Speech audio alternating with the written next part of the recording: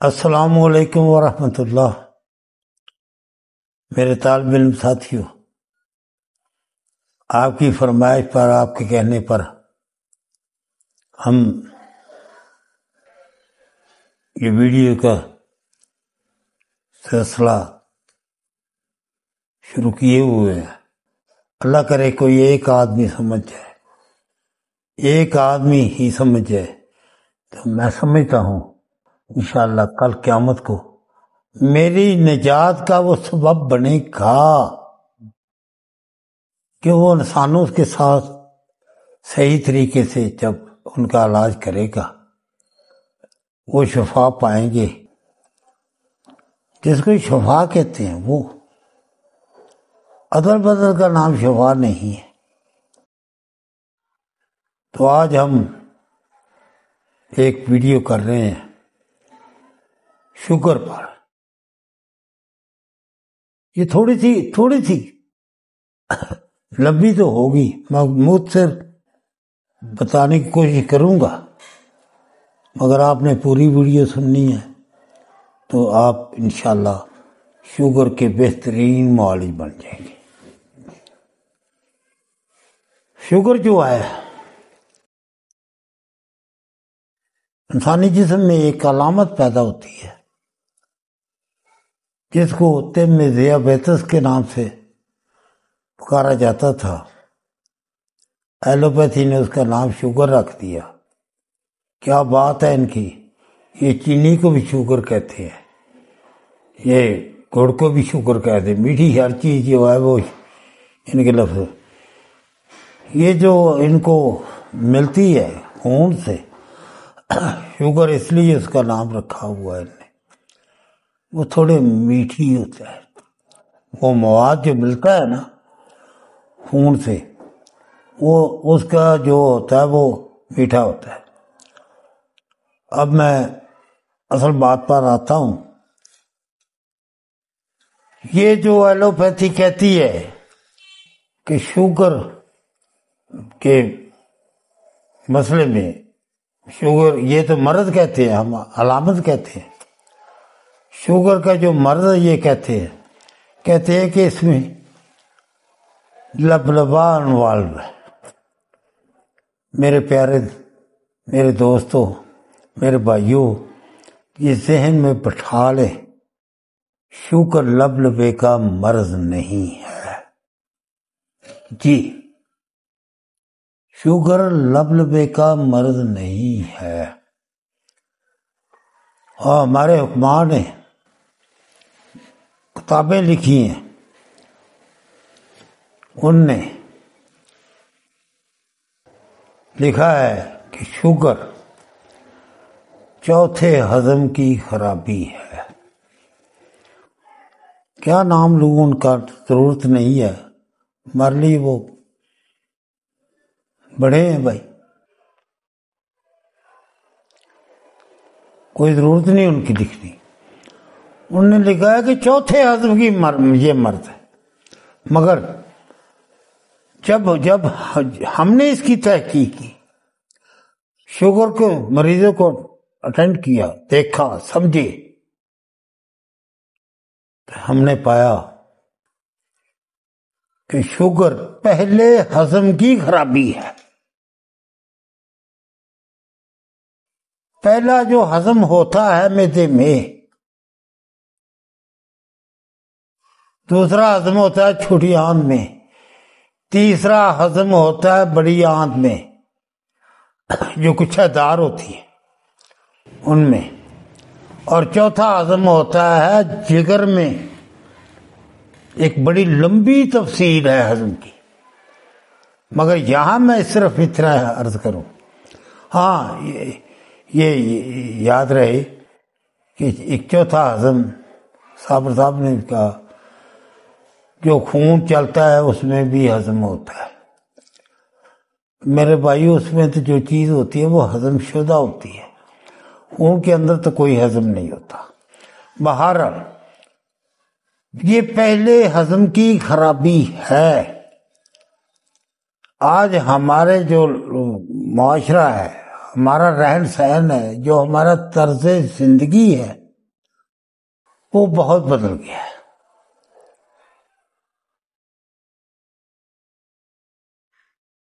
اس کی وجہ سے ہم سب کا پہلا ہضم خراب ہے۔ اور حضرت صابر ملتانی رحمۃ اللہ علیہ لکھتے ہیں جو معدے میں ہضم ہوتا ہے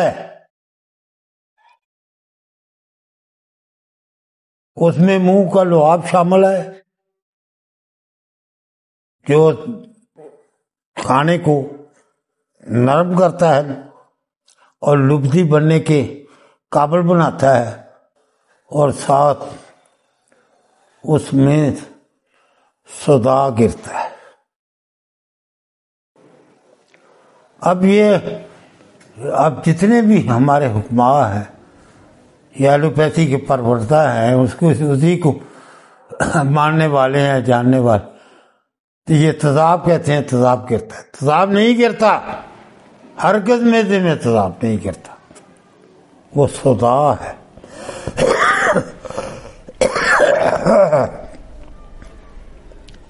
صدا ہے۔ جب وہ معدے میں گرتا ہے، کس وقت گرتا ہے؟ کھانا کھانے کتنی دیر بعد گرتا ہے؟ گرتا ہے۔ تو غذا جو ہوتی ہے، روٹی جو کھائی ہوتی ہے، جو گھاس پھوس ساگ گوشت جو چیز بھی کھائی ہوئی ہے اس کی وہ لعاب کے ذریعے سے لبدی بن چکی ہوتی ہے، تب پھر وہ گرتا ہے۔ صدا اللہ پاک نے ایک نظام بنایا ہوا ہے، تو اس وقت ہی نظام چلتا ہے۔ جب وہ گرتا ہے صدا تو غذا کو پھاڑ دیتا ہے، اس کو جو معدے کے اندر وہ لبدی بن رہی ہے اس میں صدا پڑتا ہے، اس پر ایک جاگ آ جاتی ہے۔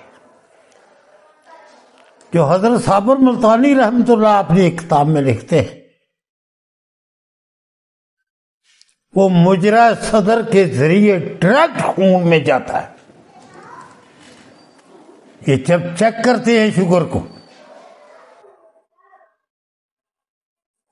وہ جو وہاں اس کی خرابی کی معدی ہضم کی خرابی کی وجہ سے جو کچی اعضاء وہاں پہنچتی ہے وہ شوگر کہلاتی ہے۔ کہ لبدی جو ہوتی ہے، ہر ایک حکماں نے پہلے طب قدیم میں بھی لکھا ہوا ہے، وہ جو چیز ہے ذائقہ میں وہ میٹھی ہوتی ہے، چاہے آپ نے کچھ کھایا ہوا ہے وہ ذائقے میں میٹھی ہوتی ہے کہ اس کے اندر لعاب شامل ہو گیا، اس کو لبدی کی شکل دی ہے، اور اس میں تیزاب صدا گر کے اس کو پھاڑ کر جو اوپر لایا گیا ہے وہ معدے کے سے ڈائریکٹ خون میں شامل ہوتی ہے۔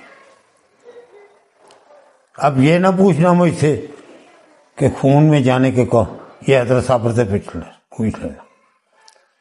آج کے ہمارے بڑے بڑے جو حضرت صابر کے شاگرد بھی گزر چکے ہیں وہ اس چیز کے قائل ہی نہیں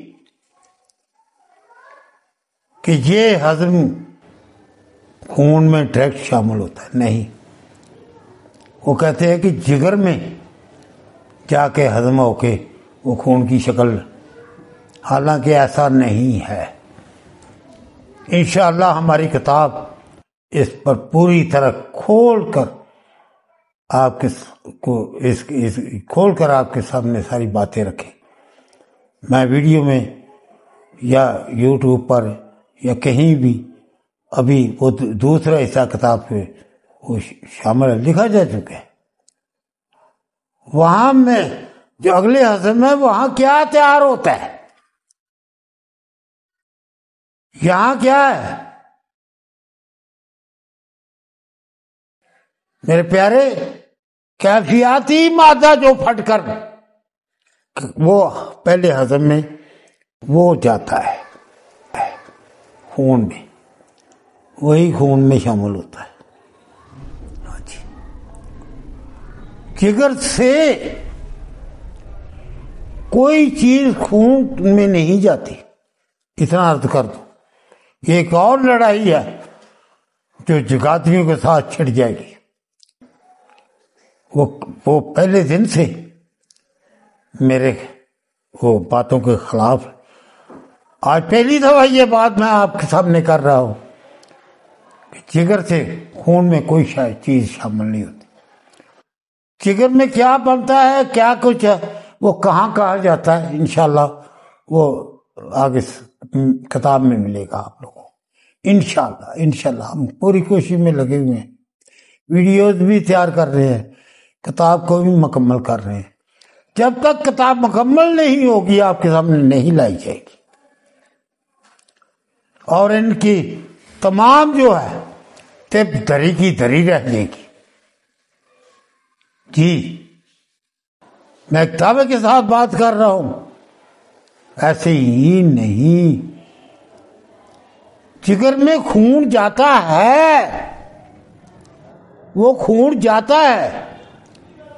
جگر سے خون میں کچھ نہیں جاتا، وہ جگر کی غذا کے لیے خون جاتا ہے ادھر. ہر عضو رئیس نے خون ہی سے اپنی غذا حاصل کرنی ہے. اگر وہ حاصل نہیں کرے گا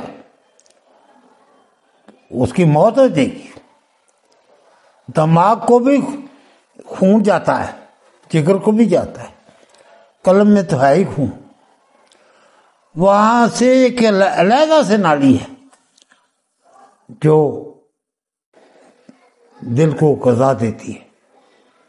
اس لیے تو ہم کہتے ہیں کہ تلی جو ہے عضو رئیس نہیں ہے. تلی کو خون سے کوئی واسطہ ہی نہیں ہے. تلی خون کے ساتھ کوئی واسطہ رکھتی ہی نہیں ہے. وہ خون سے غذا لیتی نہیں ہے اپنی. وہ عضو رئیس کہاں سے ہوگی؟ باہر یہ بات کی ہے. بات ہو رہی تھی شوگر پر. پہلے ہضم کی خرابی کا نام شوگر ہے، اور اس کا بہترین علاج جو ہے وہ یہ ہے کہ ہضم سے بوجھ ہٹا لیا جائے. ہضم سے بوجھ ہٹا دیا جائے. وہ کیسے ہٹے گا؟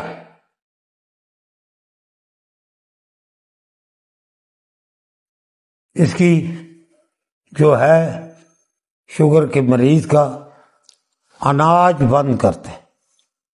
اناج میں جتنی چیزیں، گندم ہے، مکی ہے، جوار ہے، باجرہ ہے، چاول ہے، بیسن ہے،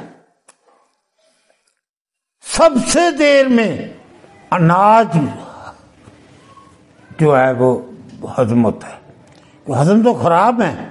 وہ کچی ہی جو غذا جاتی ہے، جب یہ خون سے وہ پن لگا کر شوگر کو چیک کرتے ہیں یا خون لے کر ٹیسٹ کرتے ہیں، وہ کچی غذا کو شوگر کہتے ہیں. امید ہے بات سمجھ میں آ رہی ہوگی. اس کو شوگر کہا جاتا ہے.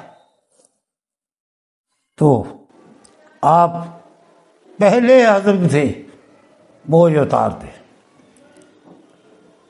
اور پھر شوگر ایک طرح کی نہیں، دو طرح کی نہیں. الحمدللہ ہمیں بھی دعا کرنا کرتے ہوئے کچھ 24-25 سال سے زیادہ ہو گئے ہیں. ہم نے کسی بات کو ایسے ہی سامنے نہیں رکھ دیا آپ لوگوں کی، تجربے کی. تجربے کرنے کے بغیر کچھ نہیں ملتا.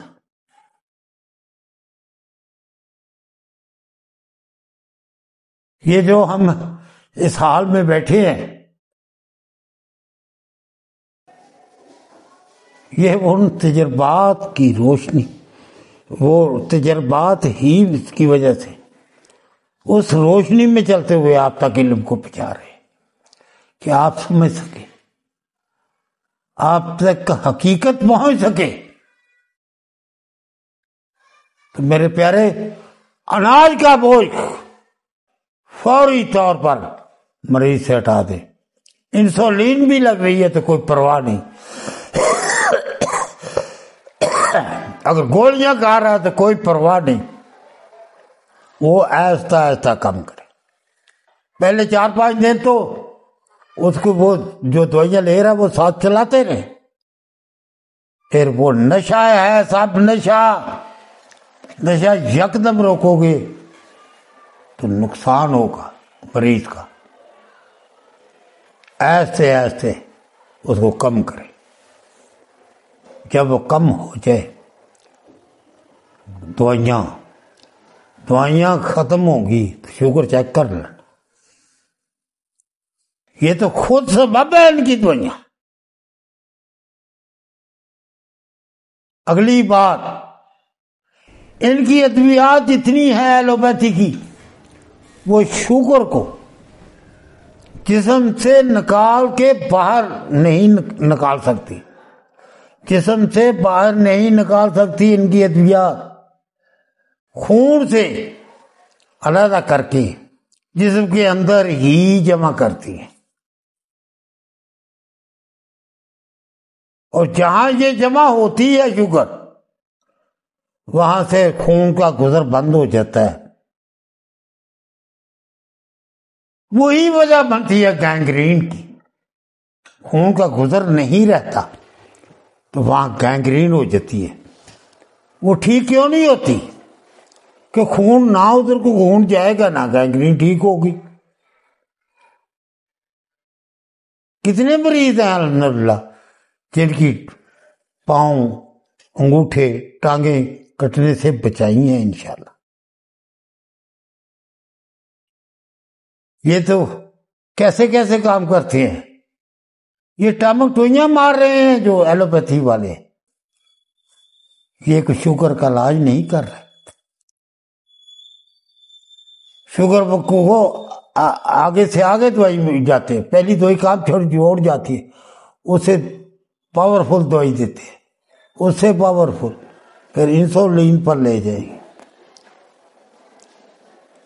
میرے دوستو، شوگر صرف اور صرف پہلے ہضم کی خرابی کا نام.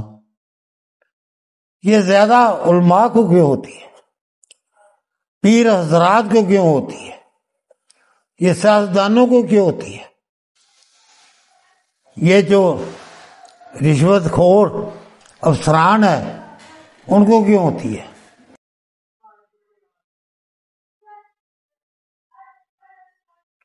چاہے وہ مولوی ہے چاہے وہ پیر ہے، کھاتے ہوئے کوئی اللہ یاد نہیں ہے، کوئی آقا کا فرمان یاد نہیں ہے، یہاں تک پڑھ کے کھاتے ہیں. معدے میں چلنے کی جو غذا نے ہضم ہونا ہے، چلنے ہیں، وہ جگہ ہی نہیں رہتی، اور ان کو اور کام کوئی نہیں ہوتا بیٹھنے کے علاوہ. میرے دوستو، میرے پیارو، کچھ سخت باتیں ہو گئی، ٹھیک ہے، ہو جاتی ہیں. انشاءاللہ میں اپنی ہر کی بات کا ذمہ دار ہوں. ایسا نہیں ہے کہ غیر ذمہ داری سے بات کر رہا ہوں.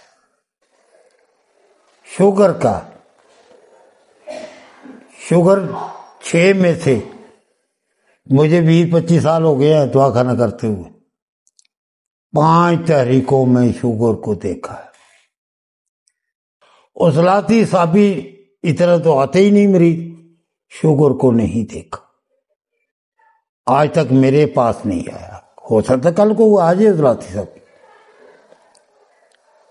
ہر تحریک میں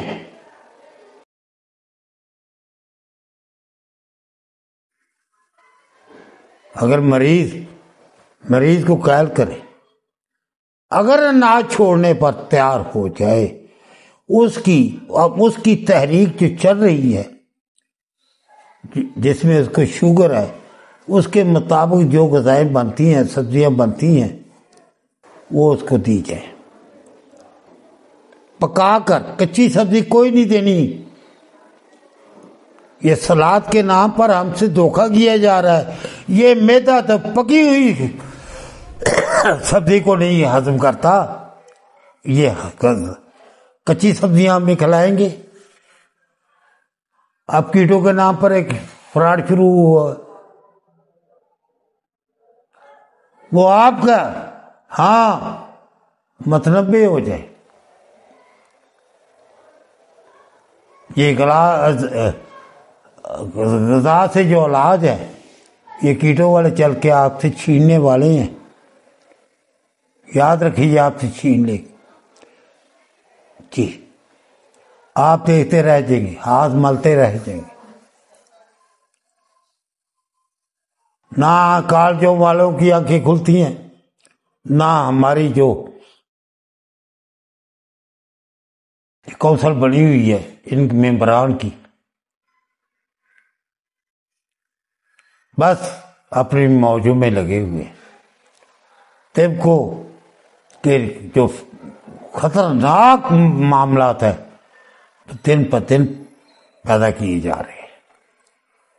تو امید ہے کہ آپ شوگر کو کچھ سمجھ گئے ہوں گے، اگر سمجھ گئے ہیں تو علاج بھی کر لیں گے۔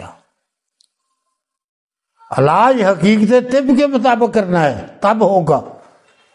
اور یہ ذہن میں رکھیں، جب اس کی آخر میں چیک کراتے رہے، جب شوگر نیچے آتے آتے کہیں جگہ پر رک جائے، اس دوائی جو دے رہے ہیں آپ، اس دوائی کا مزل بھی ساتھ دے، ورنہ شوگر وہاں پھنسی رہے گی، رک جائے گی کسی ایک جگہ پر۔ مزل دے کہ اس سے 2-3 جلاب آئے مریض کو۔ شوگر علاج تو نہیں ہے، نو، بالکل نہیں، ہرگز نہیں، مگر مریض پرہیز کرنے والا ہو، جو نہیں کرنا چاہتا، جو نہیں، تو پھر وہ جانے، وہ اس کا کام جانے، ہمیں علاج کرنے کی کیا ضرورت ہے۔ جب یہی جو میں نے غذا کہی ہے یہ دیتے رہے اور دوائی دیتے رہے، جب 100 سے کم ہو، پورا 1 ہفتہ روزانہ چیک کرنے پر 100 سے کم آ رہی ہے، 90 آ رہی ہے، 95 آ رہی ہے، 90 آ رہی ہے، 95 آ رہی ہے، تو پھر آپ ایسا ایسا دوائی چھڑا دیں۔ اب اس میں 3-4 ماہ لگتے ہیں، یہ نہ سمجھے کہ یہ آسانی سے آج کیا اور کل ہو جائے گا، لگتی ہے، ٹائم لگتا ہے۔ پھر آہستہ آہستہ اس کو اناج بھی دینا شروع کریں، مگر تھوڑی تھوڑی مقدار میں، کہ 4 ماہ تک کوئی اناج تو میدے میں گیا نہیں، آہستہ آہستہ میدا اس کو قبول کرنا شروع کرے گا۔ ہاں، پہلے 7 دن مریض کے لیے بہت مشکل ہوتے ہیں، پھر اس کو پرواہ نہیں ہوتی، وہ بڑی اچھی طرح سے اسی غذا سے، اسی سبزیوں سے چمچیوں کے ساتھ کھا کر پیٹ بھر لیتا ہے۔ اگر بات سمجھ میں آ جائے تو ٹھیک، نہ آئے تو آپ کمنٹ کر کے ہم پر سوال کر سکتے ہیں، آپ کو کھلی اجازت ہے۔ اللہ پاک ہم سب کا حامی و ناصر ہو۔ السلام علیکم۔